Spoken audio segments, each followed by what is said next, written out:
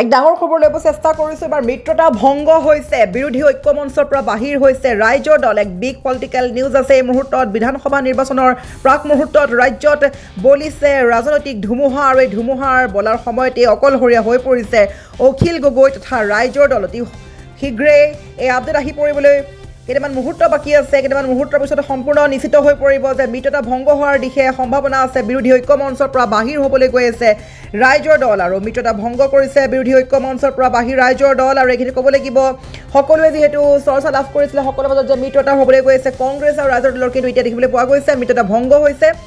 বিৰোধী ঐক্য মঞ্চৰ পৰা বাহিৰ হোৱাৰ সম্ভাৱনা ৰাইজৰ দলৰ। ৰাইজৰ দলক একাষৰীয়া কৰিছে এতিয়া কংগ্ৰেছে।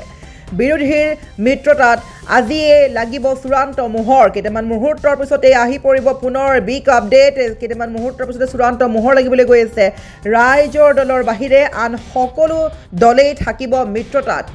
APCCৰ সভাপতি গৌৰৱ গগৈৰ উপস্থিতিত এক বিশেষ বৈঠক অনুষ্ঠিত হৈছে, আৰু যিখন বৈঠকত উপস্থিত থাকিব AGP, CPI, CPIM, APSLCৰ নেতৃত্ব। আৰু সমষ্টি বুজাবুজিক লৈ আজিয়ে হ'বলৈ গৈ আছে চূড়ান্ত সিদ্ধান্ত। আৰু বিয়লি 3:30 হোৱাৰ লগে লগে এখন উমৈহতীয়া সংবাদমেলৰ সম্ভাৱনা আছে। আমি পুনৰ কৈছোঁ, এক বিগ পলিটিকেল খবৰ আছে এই মুহূৰ্তত। মিত্ৰতা ভংগ হোৱাৰ সম্পূৰ্ণ নিশ্চিত হৈ পৰিছে বা ৰাইজৰ দল আৰু কংগ্ৰেছৰ মাজত, যিহেতু ৰাইজৰ দলে এখন প্ৰাৰ্থীৰ তালিকা মুকলি কৰিছে, আনহাতে কংগ্ৰেছেও মুকলি কৰিছে প্ৰাৰ্থীৰ তালিকা। আৰু তাৰ পাছতেই নিৰ্বাচনলৈ কেইটামান দিন বাকী থকাৰ পূৰ্বতে এবাৰ মিত্ৰতা ভংগ হ'বলৈ গৈ আছে কংগ্ৰেছ আৰু ৰাইজৰ দলৰ।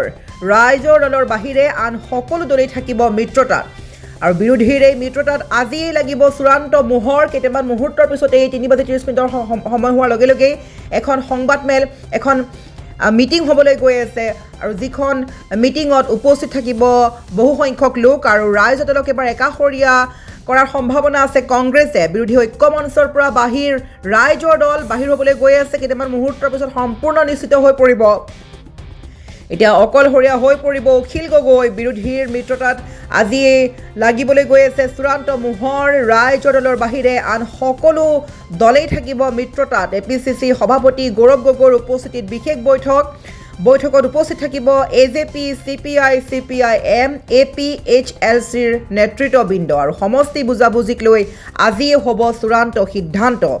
আৰু কেইটামান মুহূৰ্তৰ পিছতে এখন সংবাদমেল হয়তো হোৱাৰ সম্ভাৱনা আছে, মিত্ৰতা ভংগৰ সম্ভাৱনা আছে, আৰু ৰাইজৰ দলক একাষৰীয়া কৰিবলৈ গৈ আছে এবাৰ কংগ্ৰেছে। এক ডাঙৰ পলিটিকেল খবৰ বুলি ক'ব লাগিব, যিটো সময়ত নিৰ্বাচনলৈ মাজত মাত্ৰ কেইটামান দিন বাকী আছে, আৰু বিধানসভা নিৰ্বাচনৰ প্ৰাক মুহূৰ্তত এইদৰে ৰাজ্যত বলিছে ৰাজনৈতিক ধুমুহা। আৰু এই ধুমুহা বলাৰ সময়তেই দেখিবলৈ পোৱা গৈছে শেহতীয়া খবৰ অনুসৰি অকলশৰীয়া হৈ পৰিছে ৰাইজৰ দল, আৰু বিৰোধী ঐক্য মঞ্চৰ পৰা শীঘ্ৰেই বাহিৰ হ'ব ৰাইজৰ দল। আৰু অখিল গগৈ এবাৰ অকলেই খেলিব লাগিব নিৰ্বাচন। আমি পুনৰ কৈছোঁ, অখিল গগৈ হয়তো অকলেই নিৰ্বাচন খেলিব লাগিব।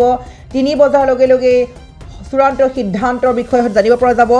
আজি চূড়ান্ত মোহৰ লাগিবলৈ গৈ আছে, ৰাজনৈতিক বতাহ বলিছে, আৰু এই সময়তে ডাঙৰ খবৰ আহিছে মিত্ৰতা ভংগ হৈছে ৰাইজৰ দলৰ কংগ্ৰেছে একাষৰীয়া কৰাৰ দিশে ৰাইজৰ দলক, আৰু অখিল গগৈ অকলেই কৰিব লাগিব এবাৰ নিৰ্বাচনৰ প্ৰতিদ্বন্দ্বিতা।